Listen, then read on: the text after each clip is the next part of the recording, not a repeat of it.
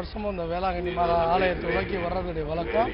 அதாவது இதை உங்களை மாதா அப்படின்னு சொல்கிறத விட ஒரு நம்முடைய தாய் எவ்வாறு நம்முடைய பெற்றெடுத்து பாதுகாத்துக்கிறாங்களோ அதே மாதிரி நம்முடைய தேவைகள் எல்லாத்தையுமே அவங்களே கண்டறிஞ்சு அவங்களே வந்து எல்லா விதமான வளங்களையும் கொடுத்து நல்ல ஒரு கல்வி அறிவு, நல்ல படிப்பு, அது எல்லாத்தையுமே கொடுத்து இன்றைக்கி நல்லபடியாக இருக்கும் அப்படின்னு சொன்னோம்னா இந்த மாதாவுடைய அருள், அந்த மாதாவுடைய கிருபை பட்டதா. நான் மட்டும் இல்லை, எங்கள் குடும்பமும் நல்ல ஒரு கல்வி தரத்தோட நல்ல ஒரு வளர்ச்சியோடு இன்றைக்கி இருக்குது அப்படின்னு சொன்னோம்னா காரணம் அப்படின்னா இந்த ஆரோக்கிய மாதாவுடைய அருள் வரணும். இன்னொன்று எங்கள் அப்பா கூட சொல்லுவாங்க, நான் வந்து கடைசி நான் 8வது பையன், மாதாவுடைய வரத்தில் தான் நீ பிறந்த அப்படின்னு சொல்லுவாங்க. அதனால தான் நாங்கள் வந்து குடும்பத்தோட ஃபேமிலியோட ஒவ்வொரு வருடமும் முதல் கொடியேற்றத்தன்னைக்கு வந்து இங்கே மாதாவுடைய ஆசீர்வாதத்தை பெற்று சொல்லக்கூடியது எங்களுடைய வழக்கம். அதே மாதிரி தான் இந்த வருஷம் வந்திருக்கோம்.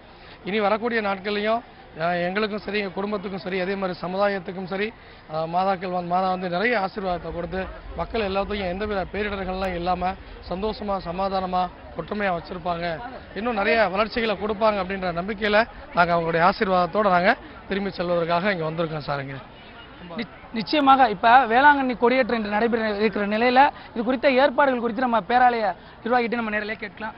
என்ன மாதிரி ஏற்பாடு பண்ணியிருக்கீங்க? இப்போ ஒவ்வொரு ஆண்டும் மக்கள் வருகின்ற பக்தர்களுடைய எண்ணிக்கை, அன்னையுடைய திருத்தலத்தை நோக்கி வந்த மக்கள் எண்ணிக்கை அதிகமாக இருக்குது. காரணம் என்னவென்றால் இங்கு ஏற்பாடு செய்கின்ற ஏற்பாடுகள் மக்களுக்கு திருப்தியாக இருக்கிறது. குடிநீர் வசதியாக இருக்கலாம், சுகாதார வசதியாக இருக்கலாம், அல்லது பாதுகாப்பு வசதி. ஏன்னா சென்ற ஆண்டு எந்தவித ஒரு அசம்பாவிதம் இல்லாமல் இருந்தது. அதனால் மக்களுக்கு குறித்த அந்த பயம் நீக்கப்படுறதுனால ஒவ்வொரு ஆண்டும் அன்னையுடைய திருத்தல் வருகின்ற பக்தர்களுடைய எண்ணிக்கை பாதசாதியாக வர்ற பாத யாத்திரை தான் அதிகமாக இருக்கிறது. காரணம் கன்னியாகுமரியிலிருந்து, சென்னையிலிருந்து, வேலூரிலிருந்து, பெங்களூரிலிருந்து, கோயம்புத்தூரிலிருந்து, மதுரை, சிவகங்கை, திண்டுக்கல் என்று எல்லா பக்கத்திலும் வர்ற மக்கள்.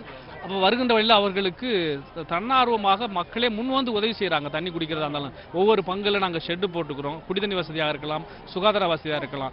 அதே மாதிரி இங்கு திருத்தலத்துக்கு வந்த பிறகு இங்கு உள்ள ஏற்பாடுகள் அங்கங்கே ஷெட்டு போட்டிருக்கிறோம். என்னென்னா அவங்களுக்கு தேவையை குடிக்கிறதுனால ஒரு பாதுகாப்பாக மக்கள் உணர்ந்து இந்த ஆண்டு பெருவிழாவிலே அவங்க பங்கெடுத்து கொண்டிருக்கிறார்கள். இன்று சாயங்காலம் 5:40 மணிக்கு கொடியேற்றிருக்கிறதுனால தான் இந்த கூட்டம் ரொம்ப அதிகமாக இருக்கும். நாளை கொஞ்சம் கொஞ்சமாக குறைய ஆரம்பித்து 31ஆம் தேதி கூட்டம் குறைய ஆரம்பிக்கும். எனவே வந்திருக்கின்ற மக்கள் உங்களை அன்போடு வரவேற்கிறோம்.